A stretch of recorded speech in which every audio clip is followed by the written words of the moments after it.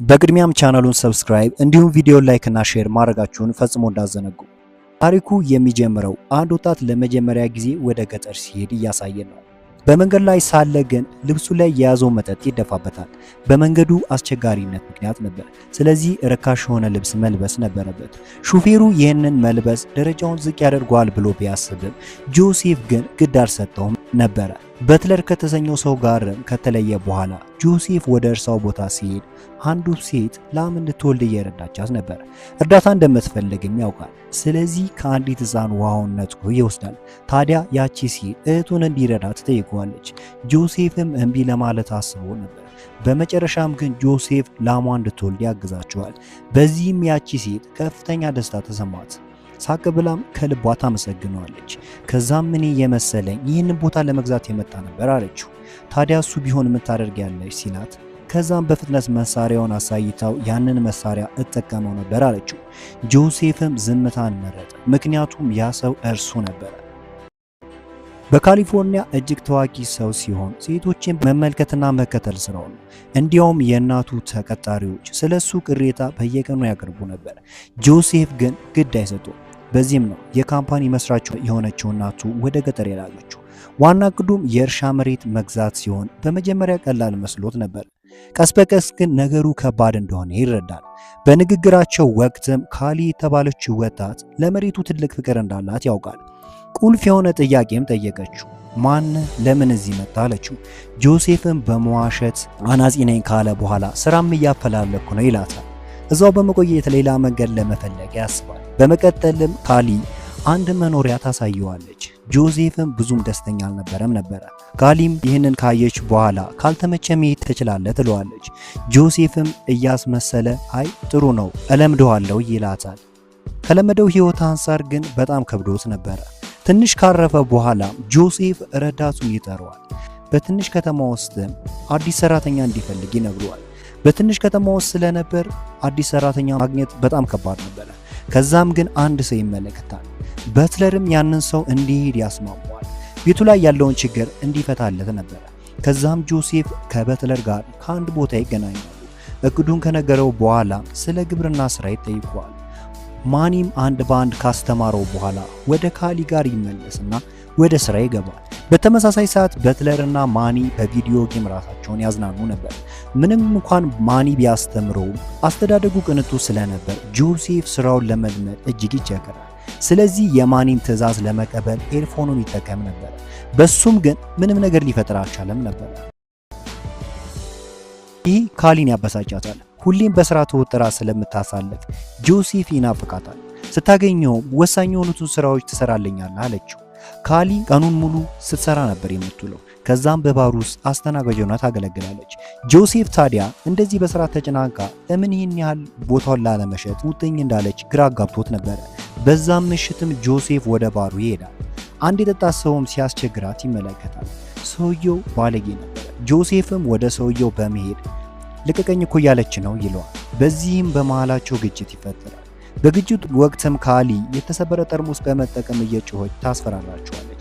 በዚህም ሁለቱም ከመጠጥ ቤቱ ይወጣሉ።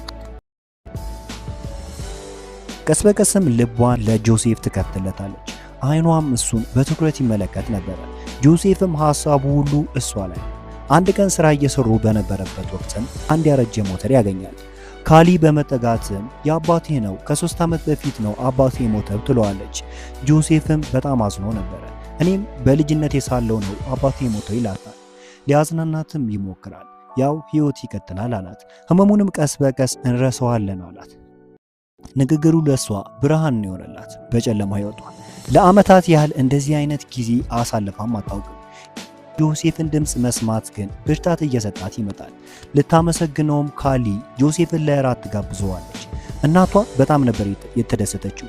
ለመጀመሪያ ጊዜ ነበረ ይህንን ስታደርግ። ከእራት በኋላ ግን የካሊ እናት አንድ እውነታ ትናገራለች። ከ3 ዓመት በፊት በመኪና አደጋ ምክንያት የካሊ አባት እንደሞተ ተናገረች። እናቷም ከዛ በኋላ ታማ ስለነበር ስለዚህ ከግብርና በሚገኘው ገንዘብ ብቻ የመድኃኒት ወጪዋን ለመሸፈን ስለማይበቃ ስለዚህ በርካታ ስራዎችን ለመስራት ተገደደች ትለዋለች። በዚህም እድሜዋ የሁሉ ጫና ለሷ በጣም ትልቅ ነው ትለዋለች።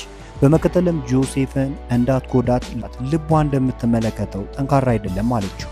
የካሊን ታሪክ ከሰማ በኋላ ጆሴፍ መሬቱን የመግዛት ሀሳቡ እየቀነሰ ይመጣል። ግራ ስለተጋባ ጆሴፍ በትለርን ምክር ይጠይቋል። በትለር ግን አሁን ልትገዛው ይገባል ይለዋል። ማኒ ግን ወደ ፍቅር ውስጥ ከመግባት በፊት እውነታውን መናገር አለብህ አለው። በዛን ጊዜ ግን በመሃላቸው ለመግለጽ የሚከብድ አይነት ስሜት ነበረ። እንዴት አድርጎ እውነታውን ሊነግራት እንደሚችል መንገድ አጥቷል። በዛም በርካታ ስራዎችን ሊሰራ ይወስናል። ካሊም ወደ አንድ ስፍራ ይዛው ትሄዳለች። ያ ቦታም የአባቷ ህልም ሲሆን በርካታ የወይን እርሻን ለመስራት በጣም ፍላጎት ነበረው። ያ ድንገተኛ የመኪና አደጋ ግን ሁሉንም ነገር አበላሸው ትለዋለች። ይህንንም ስትናገር እንባ እየተናነቃት ነበረ። ፍርሃቷንም ትነግረዋለች። ከዚህ መሄድ አልፈልግም ካለችው በኋላ ከሕፃንነቷ ጀምሯ እንደ ቤቷ እንደምትቆጥረውም ነገረችው። ጆሴፍም ግራ ይገባል። እውነታውን የሚነግራት ከሆነ ሁሉም ነገር የሚበላሽ ይሆናል። በመጨረሻም ግን እውነታውን ለመናገርና ዋጋውንም ለመጨመር ያስባል። ፈገግታዎቿን ሲመለከት ግን ያንን ለማድረግ ይከብዷል። በዛም ሐሳቡን ቀይሮ ይሰማት ጀመረ። እየሳማት እንዳለ ግን እህቷ ትመጣለች። እናታችን ታማለችን ብላ ነገረቻት። ካሊ ደንግጣ ወደ እናቷ ጋር ትሄዳለች። እናቷም ራሷን ስታ ነበር። ጆሴፍም ወደ መኪናው ያስገባታል።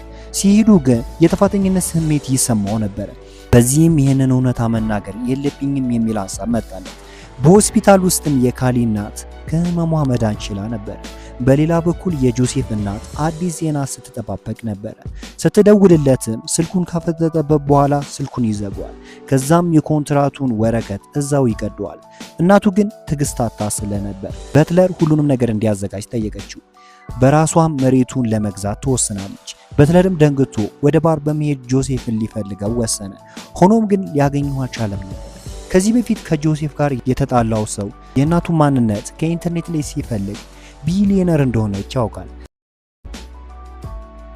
ምንም ነገር ሳይረዳ ጆሴፍ ከአንድ ቦታ ከካሊ ጋር ጋደም ብሎ ነበር። ወደ ኮከቦቹ እየተመለከቱም ሚስጥር ያካፍላታል። ካሊ አሁንም ጆሴፍን ደጋግማ ትስመዋለች። በጠዋት ስትነቃ ግን አንድ መልእክት ይደርሳታል።